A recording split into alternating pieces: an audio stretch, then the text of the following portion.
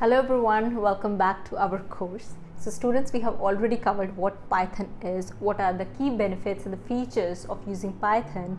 Then along with it, we studied the ways, 3 different ways to create an environment. What is the need of creating an environment?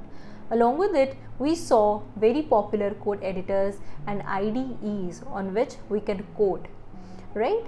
Then we did GitHub and GitHub desktop. We saw what differences are between these 3 and how you can use these to control the various versions of any project. Then at last we studied what are the various resources that you can follow along with our course for the documentation, or be the books which you can follow, right?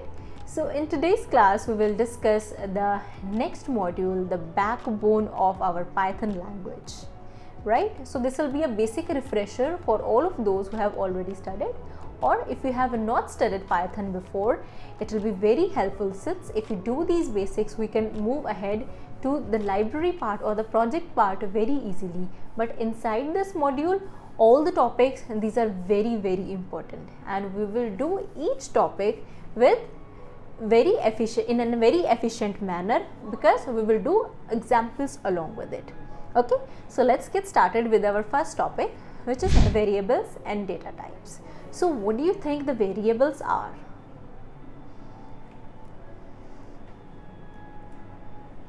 Okay, so variables are nothing, and these are the containers which are used to store some values in very simple language. But before I move to the term variable, I have some other terms also. First point being that the Python is case sensitive. It means the capitals or the small letters which you write in Python, the names which you write, they are completely different. For example, let me show you inside the sample. This is the print statement which has already been written over here. How about I replace this print function by capital print? Will it work? Let us see.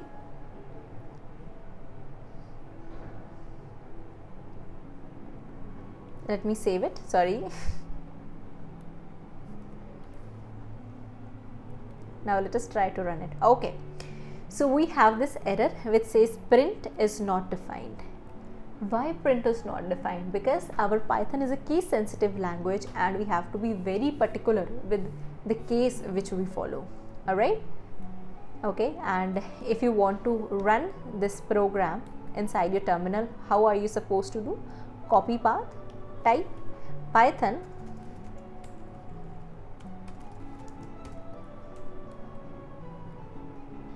enter. Again, this is the error which we have faced.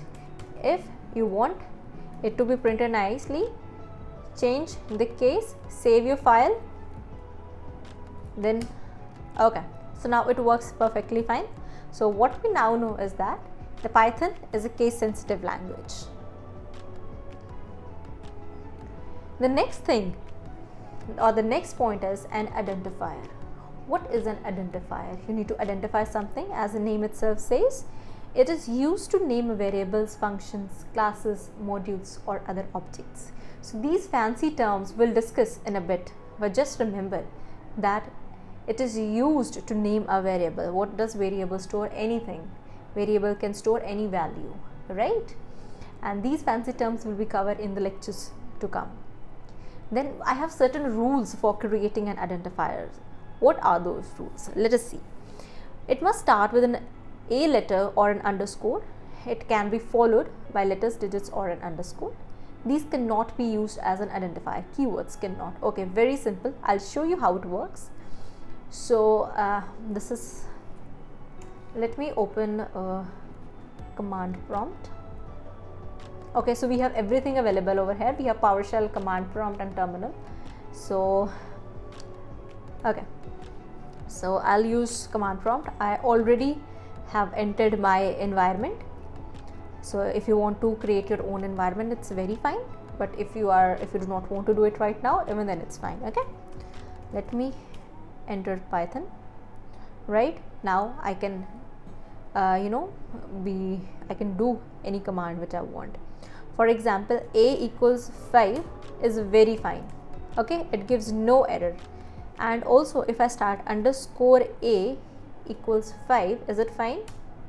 Okay, it's again very fine since the value is printed. How about I change the name of the variable to 1a equals 5.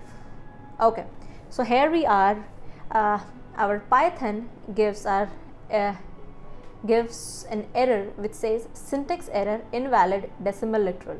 The reason being, the whole sole reason being that your variable, it cannot start with a digit, but it can be followed. How about if I write a1 equals 5, is it acceptable? Yes, it is acceptable. We do not have any syntax error. Okay, so the starting cannot be with a digit, but it can be followed by a digit. And the last rule was you cannot have keywords as name of the variables. For example, true is a keyword. Can I write this? No, we cannot write this. If is a keyword. Can I write this? No, I cannot write this. All of these are erroneous. The reason being, we cannot use the keywords as the name of the variables. I hope you are able to understand this. Thank you. That's it for today. I'll see you in the next class.